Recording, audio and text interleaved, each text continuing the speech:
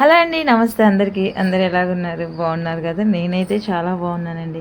అయితే ఈరోజు మన గార్డెన్ ఇంత పచ్చగా ఉండి ప్రతి కాయ నిలబడి ఇలా ఉంటుంది. అసలు ఎలా ఇంత పచ్చగా ఉంది మీరు చూస్తున్నారా? ఇది ఎక్కడో అడవిలోనో లేకపోతే ఏదో చోట ఉన్నట్టుంది కదా, ఎంత ఆహ్లాదకరంగా ఉందండి, ఎంతో బాగుంది కదా. మరి మీ మొక్కలు కూడా ఇలాగ ఎందుకు లేవు అని చాలామంది అడుగుతున్నారండి. నా మొక్కలకి నేను ఇచ్చే లిక్విడ్ అయితే నేను చూపించేస్తాను.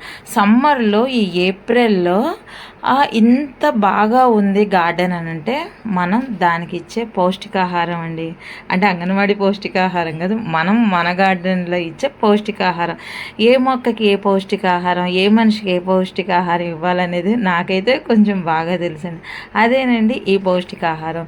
అయితే నేను నా మొక్కలన్నిటికీ ఇచ్చేస్తున్నాను. మరి ఇది ఇవ్వడం వల్ల బెనిఫిట్ ఏంటి అని అంటారు. చూస్తున్నారు కదా వాతావరణం ఎంత పచ్చగా ఉందో. మార్నింగ్ 6కే ఎండ చూడండి ఎలాగుందో.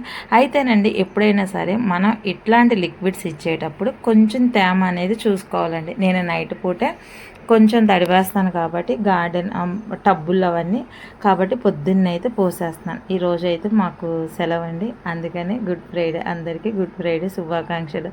ఇట్లాంటి సెలవు అప్పుడేనండి నేను ఏదైనా ఒక వీడియో వాయిస్ ఇవ్వగలిగిన లేకపోతే పెద్ద వీడియో చేయగలిగిన నాకు కుదిరిద్ది అనమాట. ఎందుకు అని అంటే చాలామంది అడిగే క్వశ్చన్ ఒకటేనండి, మీరు షార్ట్స్ చాలా పెడతారు కానీ లాంగ్ వీడియోస్ మాత్రం తక్కువగా పెడతారు సుకన్య, ఆ సీక్రెట్ ఏదో మాకు కూడా చెప్పొచ్చు కదా, మీ మొక్కలు అంత బాగుంటాయి కదా అని అడుగుతారు.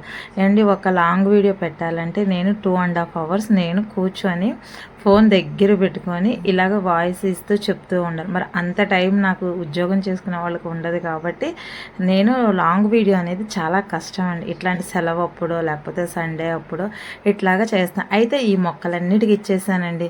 అయితే నేను దీంట్లో ఏం కలిపాను అనేది అయితే మీకు చూపిస్తాను. ఈ సమ్మర్లో అండి మన మొక్కలు పచ్చగా ఉండాలనంటే నేనైతే జీవామృతం ఇస్తాను. ఆ జీవామృతంలో ఈ వైట్గా ఉన్నది ఏంటిదని అనుకుంటున్నారు కదా, ఎప్సమ్ సాల్ట్ అండి. ఆ జీవామృతానికి ఒక 4 గుప్పిళ్ళు నా చేత్తో అయితే ఎప్సమ్ సాల్ట్ వేసి ఇట్లాగైతే నింపానండి. నింపిన తర్వాత చూస్తున్నారు కదా మొక్కల అన్నిటికైతే ఇచ్చేస్తున్నాను. ఎందుకనంటారు, ఎప్పుడైతే మన మొక్కల్లో నైట్రోజన్ కానీ మెగ్నీషియం కానీ పొటాషియం కానీ తక్కువగా ఉంటుందో ఆకులు అనేది పసుపు పచ్చగా మారిపోయి రాలిపోయి మొక్క అనేది చూడడానికి అందవిహీనంగా ఉంటుంది.